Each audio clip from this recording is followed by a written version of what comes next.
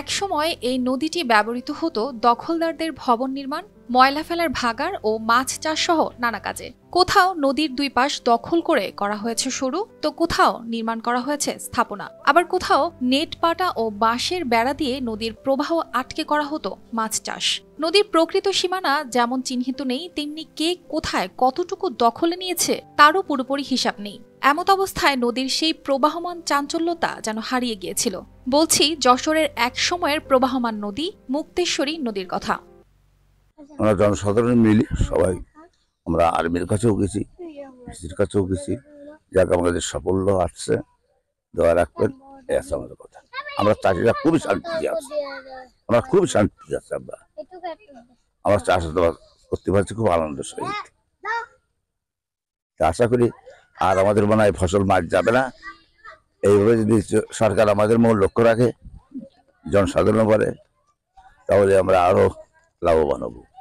তবে অবশেষে যশোর সদরের চাঁচড়া ইউনিয়নের ভাতুরিয়া নারায়ণপুর মুক্তেশ্বর নদীতে প্রবাহ শুরু হয়েছে। দীর্ঘ ৩০ বছর ধরে একটি প্রভাবশালী মহল মুক্তেশ্বরী নদী ও কাঁচিকাটা খালের সংযোগস্থল মাটি ভরাট করে জবরদখল করে রাখায় নদীর পানি প্রবাহ বন্ধ হয়ে যায়। পাকিস্তান পিরিয়ডের থেকে এখানে আমরা মাছ ধরেছি, পাট জাগ দিচ্ছি, গরুর গোসল করাইছি, নিজেরা মাছ ধরেছি এবং এই বিলের পানি নিষ্কাশন হয়েছে এমনি। আর এখন সেই জিনিস বিলুপ্ত হয়ে যাচ্ছে।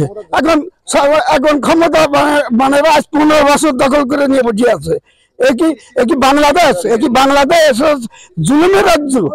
এখন উন্মুক্ত করেন যাতে জনগণ আগে থেকে এখন সেবা পেয়েছে এখানে।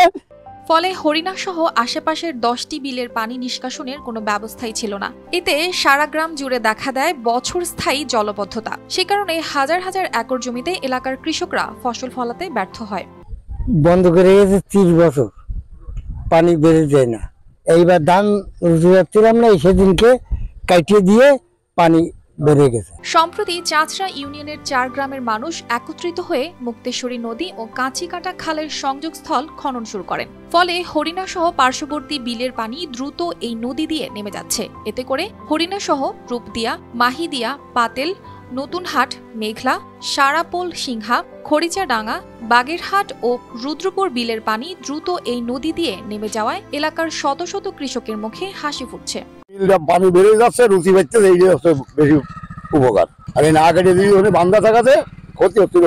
কৃষি বিভাগ বলছে মুক্তেশ্বরী নদী খননের ফলে অনেক জমিতে চাষাবাদ করতে পারবে কৃষক। এতে খাদ্য অভাব পূরণ হবে।